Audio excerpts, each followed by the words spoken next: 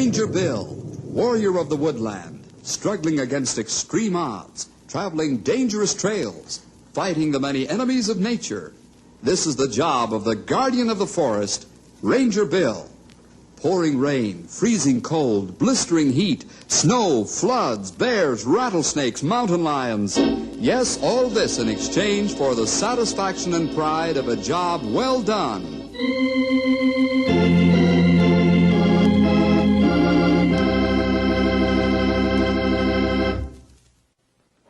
Hi there, boys and girls. Say, didn't I tell you once that all the crazy things that could ever happen to us Rangers had happened? Well, I was wrong. This is a story that will show you just what we have to put up with in this business. Being a Ranger isn't all glory and marching bands and newspaper stories. In fact, being a firefighter doesn't mean that all the fires we have to fight are real, live, flaming ones. Yes, sir. This is a crazy one, all right. But true, nevertheless. Well, let's get on with the story. The Mad Bats.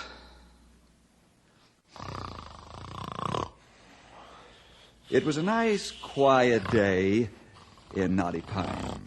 Stumpy was catching 40 winks, and the rest of the fellows were relaxing and enjoying the calm. We'd just come back from 5 days of fighting a brush fire near Central City, and we sure appreciated the chance to rest. But that's about all we got. The appreciation. Who turned on the fire bell? Go back to sleep, Stumpy. It's only the phone. Ranger Headquarters, Bill Jefferson speaking. This is Edna Phipps. My place is being overrun with bats. Bats? Yes, bats. B-A-T-S. Understand? Or can't you spell? Oh, yes, ma'am. I can spell all right. Well, what are you going to do about it? I don't really know, ma'am. They'll leave in a few days. Is that so? I don't think they will. Why do you think that? Because they're sick bats. And one of them bit me. It did? Yes, right on the finger. The horrible things will die here. Listen, stay away from them and we'll be right out. Where are you located? 7 miles straight out River Road. The big White House. Thank you. We'll be there in a few minutes.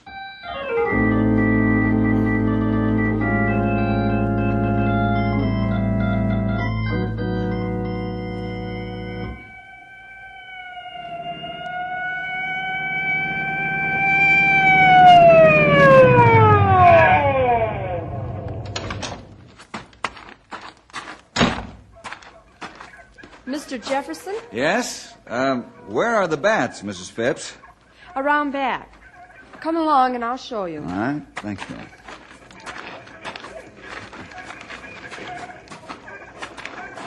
This is the one that bit me. Mm-hmm. Say, I thought you said the place was being overrun.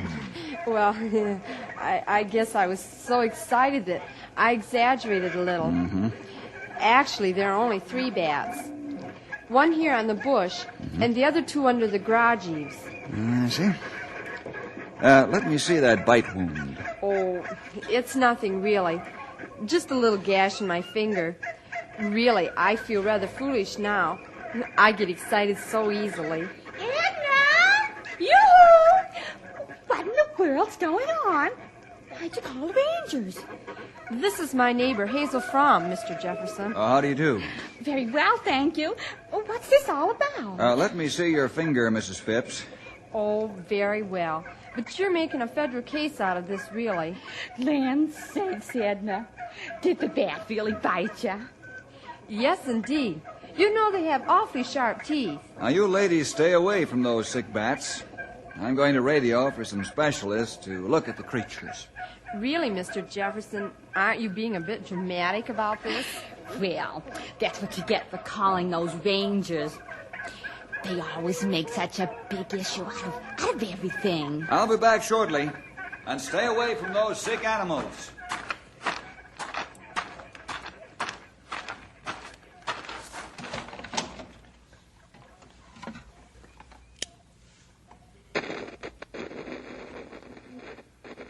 Ranger 1 to headquarters. Ranger 1 to headquarters.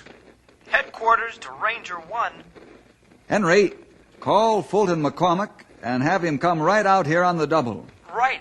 What's up? I'll tell you later. You, Stumpy, and Grey Wolf, get over here pronto. Over and out.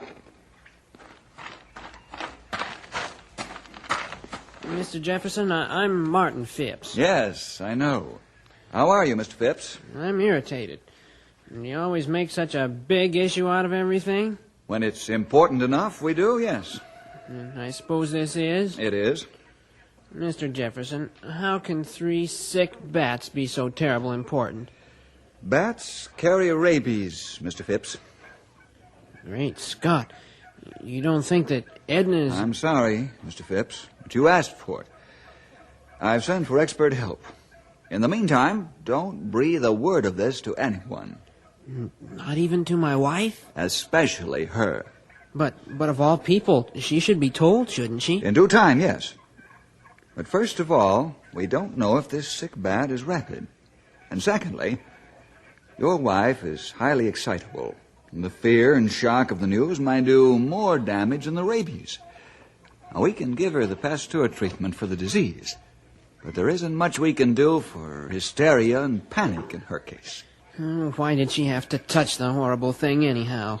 Sympathy. But no one should ever handle a sick animal, especially a strange animal. Let the experts do it. I agree. Edna received a kiss of death just because she tried to be kind to a sick little creature.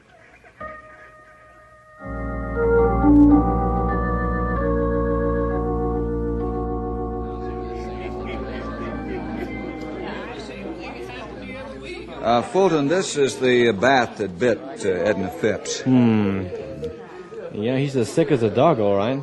I'll take a close look. You're not going to grab it? Excuse me, Fulton. I didn't see that mechanical claw you're carrying. This gadget holds him tight, Bill. Let's see what it looks like close up. All right. Well, what do you say? Well, if this bat doesn't have rabies, I'll eat my shirt, buttons and all. But I'll have to make a lab test to avoid any error. How long will it take? Oh, not too long. Think you can catch the other bats and put them in the cage while I hotfoot it back to the lab? Oh, I'm sure we can, Fulton. Good. Let's go to the truck, and I'll put this one away where it can't do any harm, and then you take the claw. Okay, let's get going.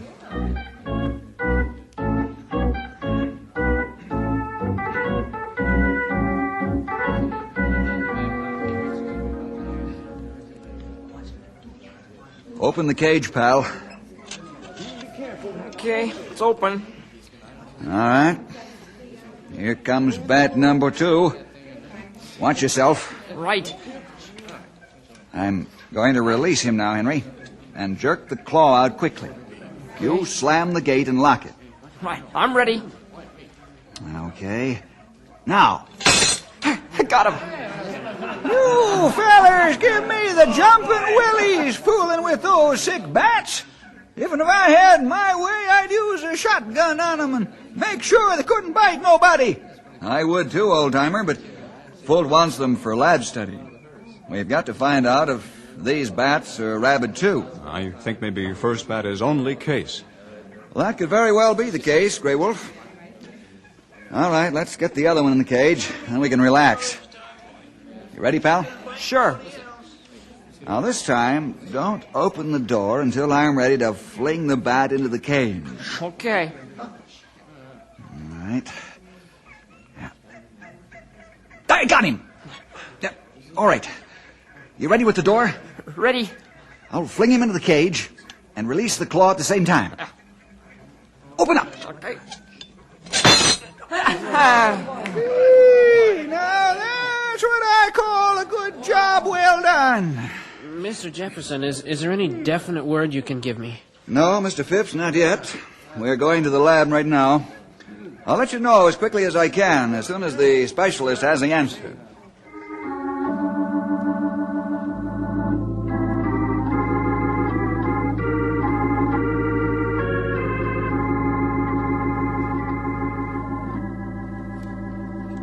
The first bat definitely has rabies, or I should say had rabies. Wow.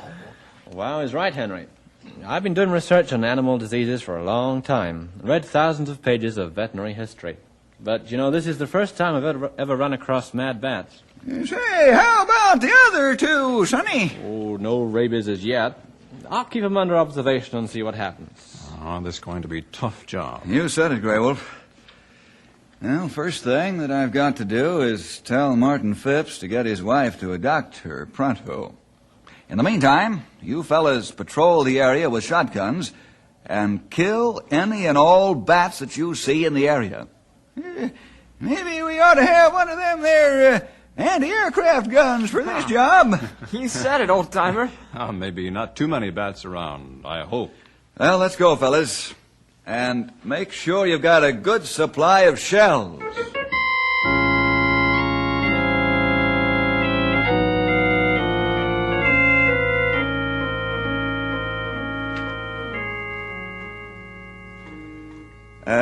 Mrs. Phipps.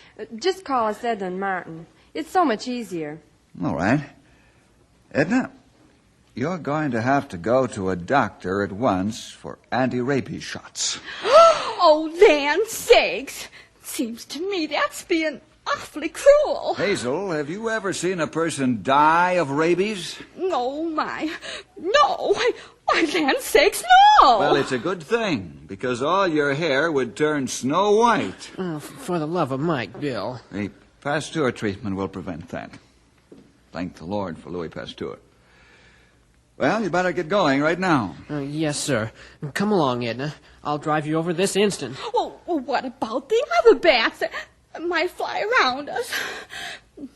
Suppose I'll have to take rabies shots before this whole thing is over. Hazel, don't start pressing on the panic button. If you do, you and everyone else will be sorry they did. Well, young man, are you threatening me? When panic starts, someone always gets hurt. If you start talking panic, I'll have to arrest you. And that's no threat. That's a promise.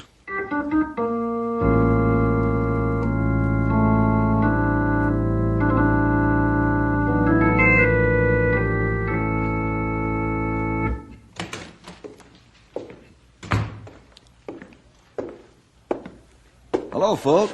Thanks for stopping by. No, I think nothing of it. What can I do for you?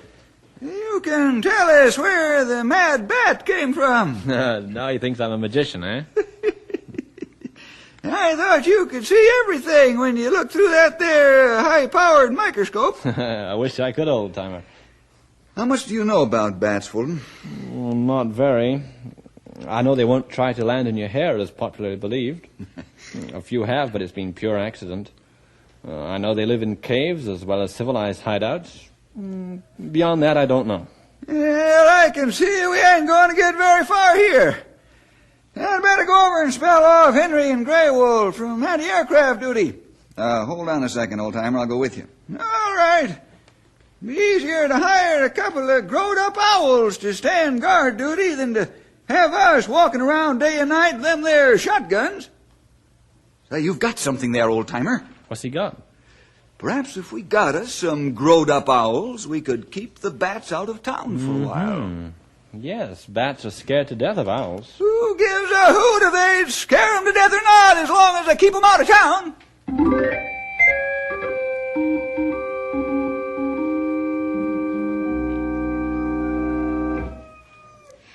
Now, I'm telling you, Hiram, you listen now. It ain't just right for us town folks to have to watch the air we walk in for those silly rabid bats. Now, Hazel, don't go getting yourself all head up about it. There ain't nothing to fret about. Oh, it ain't, huh? Well, now listen, Hiram. Suppose you tell me why those rangers are walking up and down our streets and even our backyards. Why, look at them with those low